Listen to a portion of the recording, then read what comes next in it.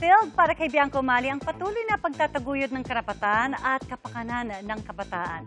To be continued pa rin ang misyon na yan ni Bianca, ngayong ambassador pa rin siya ng isang organization. Makichika kay Aubrey Carampel. Para kay Bianca Umali, katuparan ng kanyang pangarap ang pagganap niya bilang Tera sa Encantadia Chronicles Sangre.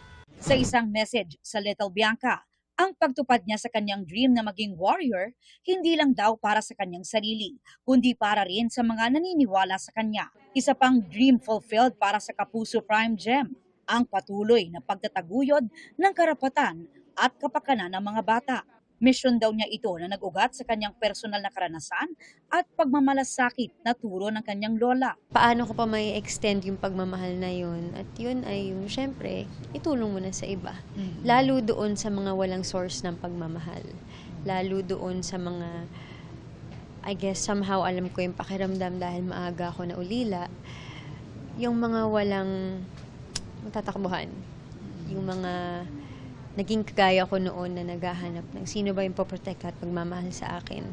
And now I can openly say that I am available for those who need someone. Ate Bianca is here. Ate Bianca is here.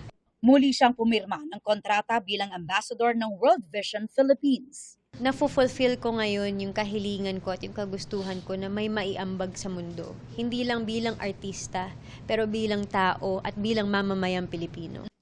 Kasama niya sa contract renewal, sina GMA Network Senior Vice President Attorney Annette Gozon Valdez, Sparkle GMA Artist Center First Vice President Joy Marcelo, Sparkle GMA Artist Center Assistant Vice President Tracy Garcia, at World Vision Philippines Resource Development Director June Godornes. Isa raw sa mga di malilimutan ni Bianca na karanasan bilang ambassador ang pagbisita sa Marawi noong 2018 matapos ang Marawi Siege.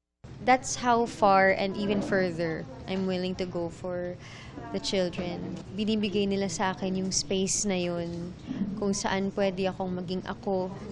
This June, napili naman si Bianca na kumatawan sa Pilipinas sa World Vision Global 6K Run for Water, naggaganapin sa Seoul, South Korea. You are not just running as yourself. In fact, you are running on behalf of the children in need of clean water. When you help one child, you actually help their whole community. Sa ngayon, abala si Bianca sa ilang proyekto, kabilang ang GMA Pictures animated film na Ella Arcangel. It's safe to say na karamihan ng mga ginagawa ko ngayon are really personal projects. Projects close to my heart. Projects that actually symbolize and signify where I'm at in my life right now. Aubrey Carampel, updated sa showbiz happenings.